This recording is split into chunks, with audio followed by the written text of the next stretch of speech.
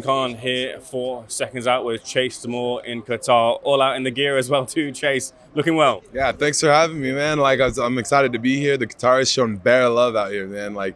From start to finish, it's been a world-class organization. Thank you, Qatar, for having us. I'm really excited for Thursday. I think the Supercard is the most stacked it's been, and I'm really excited to go out there, put on a show, give some fireworks, and really set this thing off. How long did it take you to find a thobe? To be fair, it took me quite some time. I've been looking for the last 2 days. I finally got the courage to go ask one of the workers in the shop where to get one, just because I didn't want to seem like an American tourist or something and be like, yo, bro, where can I get this? I got the courage. He showed me where to go, and I had the guy in the store come and help me pick out one. But it's actually, this is actually the Dubai one. I didn't realize that there was a difference in the collars, but, they pointed that out to me. So, we're making the effort. We're trying, but, we missed on this one. You're certainly rocking it, and you're looking to rock some heads and get the win over Kelz this weekend, or Thursday, I think it is, I believe. Just talking about, listen to some of the Twitter spaces and the back and forth between you two. There's definitely a bit of heat between you two, but do you rate Kelz as a fighter? I rate him as a person. As a fighter, not so much. He's still so new to the sport. He's green. I think he's got a long way to go. I think he's very blessed to get a title shot in his second fight. I think he got a really lucky knockout in his first one. We're not impressed by that. But the thing is we move quicker than him, more energetic. We're a better fighter from start to finish. So I think, guys his level he'll probably beat up a lot of. But he's never gotten in the ring with somebody the same size as him. So it'll be good to go head-to-head with another giant. With that said, then, do you feel there's more pressure on your shoulders to be the one who performs, to be the one that gets like a highlight reel knockout? Yeah, that's the thing about this fight is he has nothing to lose here. It's his second fight. He's getting a title contention, and he's going against one of the most experienced heavyweights in the division.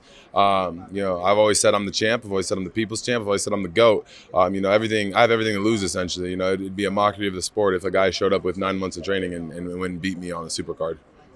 What is the motivation for you to fight? Because whenever I speak to my sisters, they always mention seeing you on the programs and things, and you're famous and will be getting in a lot of money for it. But what's the motivation for you to put the gloves on and get in the ring? Yeah, the thing is you can't teach a fighter's heart. It's something you're born with. And I think anytime I explain why do I choose to fight, I'm a competitor by nature. I would be a gladiator back in the Roman days.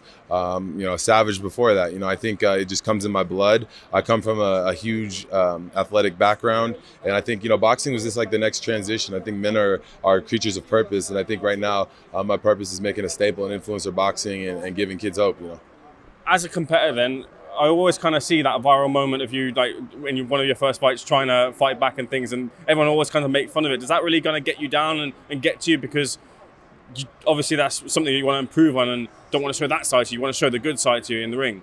Yeah, that's the thing is I had to learn the hardest lesson out of anybody, and it just goes back to setting an example. I had a missed swing. A lot of that happens a lot in boxing, because you have clout and fame and stuff. The lens is just more focused on me, so it's not something that really bothers me in the sense of I'm embarrassed by it, but it's more so I look at it and I'm like, wow, we've come a long way in boxing. We've really improved ourselves or improved our technique. We've really went from an influencer to a pro. We fight on professional cards as well as the Misfitz cards, and I think my biggest advantage and my biggest curse is a double-edged sword is that missed swing, because all my opponents, they watch that fight and they think that that's how I'm going to come out there and fight, and then they're in for a rude awakening. It's a dream for them and they wake up in a nightmare.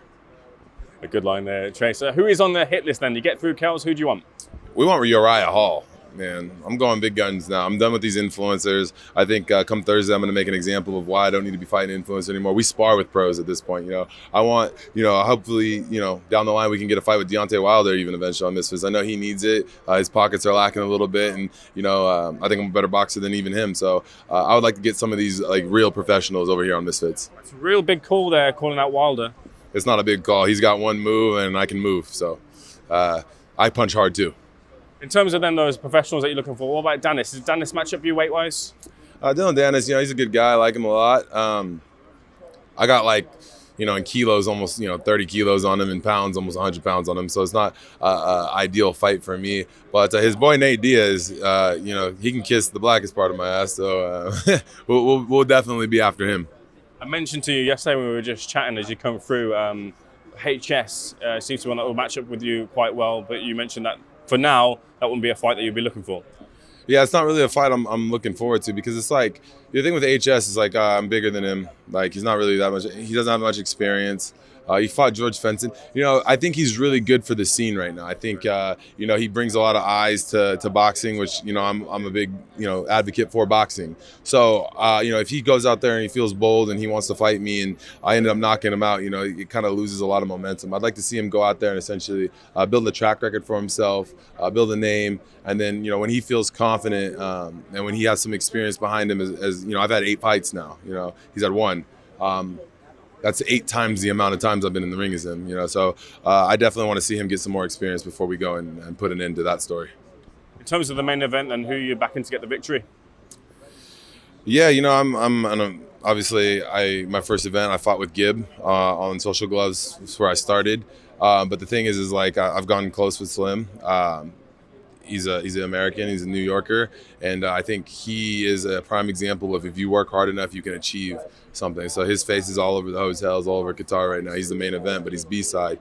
I'm always an advocate for the underdog, so I'm rooting for Slim on this one. Is there any element of, look, you've been with the Misfitz for a while, Gib is kind of the outsider looking to come in and disrupt the scene, maybe, and like you said, with Kingpin and other promotions, he's kind of destroyed those scenes, come in and beat all of those guys. Is there any element of that in your pick with Slim and Gib? Yeah, obviously, Misfitz is my home. This is our promotion. This is something we give our blood, sweat, and tears to on a day-to-day basis. We could be making content and doing other things, and I think he's made a mockery of the sport. He's gone to a lot of different promotions, and he has been the Grim Reaper for Kingpin, for Social Gloves, for whatever the hell else he fought on. But the thing is, Misfitz is different. He's going to come on here and he's going to find out that we might be influencers, but we got chins and we got hands. Deji back as well too. What do you think about the return of Deji? And a lot of people kind of asking, why does Deji do this? As a competitor like yourself, can you sympathize as to why he'd want to get in the ring and keep fighting? Yeah, I think he just wants to stay active. I think, he probably hasn't been around the whole boxing ring in some time, which is, an example of why he took the opponent that he took. I think it's a good fight for him because it's like he doesn't really know where he's at boxing talent-wise right now. And I think he can go out there and put on a good show against somebody who's not very good and really see the level of it. And if it's something that he's passionate about and wants to keep doing, then, he can continue on and get back in the gym and start making these big fights like the Alex Wasabis and the Bryce Halls, Okay, so I want to get your thoughts on last weekend's action in the form of Darren Till and the Tommy Fury press conference, which ended a bit of fireworks between the two. It started off respectful, but then John Fury got in the mix and ended up being heated between the two of them. Who are you backing to get the victory between Fury and Till first? Yeah, I think Tommy's a good guy. I think he's good for the scene. He's done a lot of really damaging things. I think John runs his mouth a lot, to be personal. That's why I say, like, when Roman Fury finally finds the bullocks, is like he says, to come get in the ring with me. John knows better than to say anything to me. Me personally, he would never throw anything about me. But I think John's good for the scene. He's a character. He's a cartoon guy, and I think Tommy's a good guy. And I don't really know much about that Darren Till guy, but he's an MMA guy and he's fighting a boxer. So I'm always rooting for the boxer. Where has it been left with you and Roman then? Because I've asked Roman about that fight as well too, and that's something that you really want. Yeah, Roman, he's the biggest pussy on the internet, man. This guy just runs his mouth with his egg head, and he hides behind the facade of his brothers and his dad, and he's not really a main character. And it's like, at this point, it's like, I don't even know if I want to fight this guy. I'm going to win this belt, and I'm sure he's going to run his little mouth. But here's the thing: is we offered him loads of money to fight.